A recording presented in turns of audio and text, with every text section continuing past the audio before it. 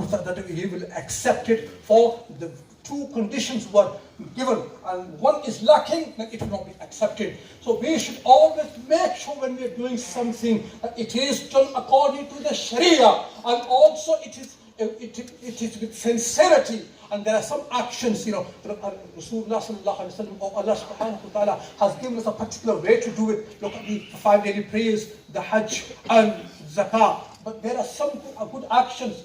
Allah or Rasulullah sallallahu alaihi wasallam have not given any particular method that you should do it this way. We have been, it's flexible. You can do it whether you're standing, whether you're sitting, whether you're walking. Like, let me give you an example. The recitation of Quran, one can do the recital while he's standing, or while he's sitting, while he's walking. But remember, if we make one method which has not been introduced by Allah or Rasul, we make it compulsory for us, then it will be classed as a bid'ah, innovation in Islam, in Sharia. If one says no, recitation of Quran has to be by sitting, then Allah subhanahu wa ta'ala has not made it compulsory. Rasulullah has not made it compulsory. So we are making it compulsory by sitting. Islam says, Sharia says you can read it by sitting or by walking or by standing. But we make it compulsory.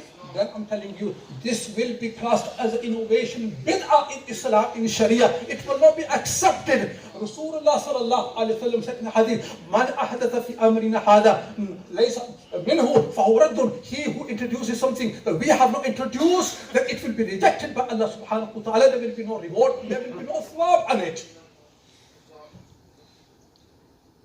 Now, action should be according to the Sharia, and secondly then here.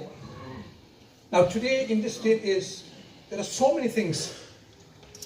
Sometimes we do things, or we say, what we think we are doing for the sake of Allah subhanahu wa ta'ala. But yet if one ponders over himself, he will come to the conclusion there was an involvement of his own self in this good action. Sometimes from the appearance we see or we think we are doing it for the sake of Allah subhanahu wa ta'ala. But eventually we will come to this conclusion, this was not for the sake of Allah, it was for our own self. Let me give you an example. Ali radiallahu ta'ala anhu. He, in one of the battles, he wrestled with a Jew. And eventually, Ali radiallahu ta'ala anhu threw him on the ground, and he sat on his chest, and he took out the sword to chop his head off. Before he could do this, the Jew, he spat on Ali's face. As soon as he spat on his face, Ali radiallahu ta'ala anhu stood up. The Jew who wanted to kill Ali radiallahu ta'ala anhu, yet but he couldn't, he was thrown by Ali on the ground. Ali radiallahu ta'ala anhu stood up. He said, I'm not going to kill you now. Now listen to what he says, the Jew. He said, even if you're not going to kill me, still I have no sympathy for you or for Islam. I am still your enemy and enemy of Islam. But Ali, tell me one thing. Why have you gave up killing me? When you had full control over me to kill, why did you kill me? Just tell me, that's it. Just let me know why you do not want to kill me. What's the reason behind this? Now listen to this. You know what Ali radiallahu ta'ala anhu says?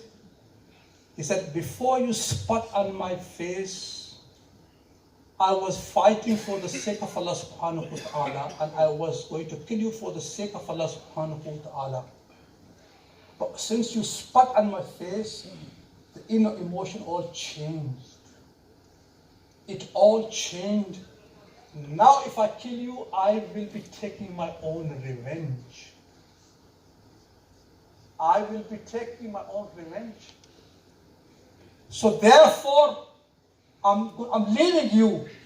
Now look at the impact of this verse.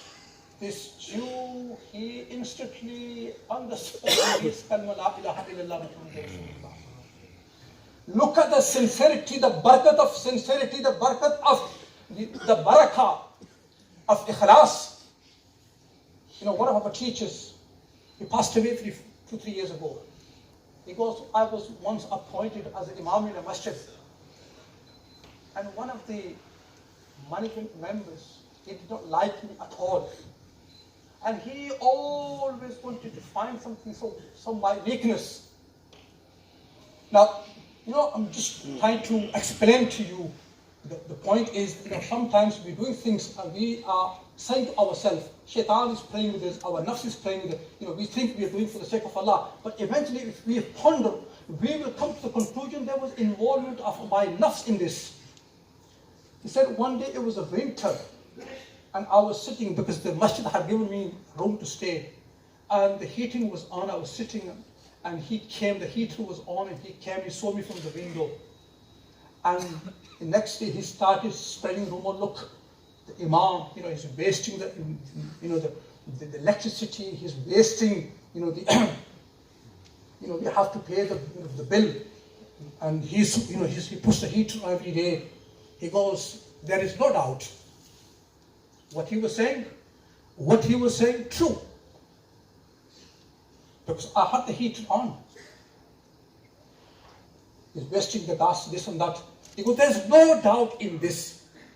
But he said, what was his emotion? Why was he saying this? Was he saying this? For he had the sympathy for the masjid? Or he had enmity, grudge in his heart for me? He was spreading the rumor because he did not like me. What he was saying is totally 100% true. That the heating was on. And he was spreading, look, he's spreading, the imam is wasting the masjid's money. There's no doubt. But why was he saying it? Was it for the sake of Allah? Was it for the masjid? Or was he saying in order to cool his own anger? He was doing all this to cool his own anger. So my young brothers, what I'm trying to say to you, the verse I recited in the beginning, Allah subhanahu wa ta'ala, he says, لَن يَنَالَ اللَّهَ لُحُومُهَا وَلَا دِمَاؤُهَا وَلَكِنْ يَنَالُ التَّقْوَى مِنْكُمْ. Remember, the great deed Allah mentions in this verse of Surah Al-Hajj, the great deed of Zil Hijjah is to sacrifice an animal for the sake of Allah subhanahu wa ta'ala. But Allah warns us, Allah warns me and you, those who will be giving sacrifice, those who will be slaughtering animals for the sake of Allah, Allah is warning them, remember, you are doing a great deed, but remember, check your intention before you do it. Check your intention while you're doing it. Who you are doing it. Are you doing it for the name and fame? If it's for the name and fame, Allah Almighty will not accept it. It will be rejected. So my young brothers, there is a need that we need to look and we need to ponder our own self when we are doing good deed, when we are reciting the Quran, when we are now Hajj is coming near, the season of Hajj, people will be going for Hajj. Check your needs while you're going for Hajj.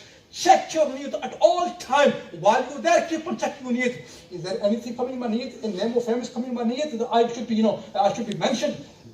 And also when you're reciting the Quran in the masjid, check your niyat. When you're giving, to people sometimes, some people ask, oh, Maulana Sahib, you mentioned the name. I said, this is Allah upon the people, the person who's given. I mentioned his name. What niyat he made, Allah subhanahu wa ta'ala knows. If his niyat is that, my name should be mentioned and I should gain name and fame in front of the people, then this is between Allah and him, then it will not be accepted. But if his niyat is for the sake of Allah subhanahu wa ta'ala, or his niyat is, I will give, my name will be mentioned and other people will gain the encouragement, that's fine, that's good.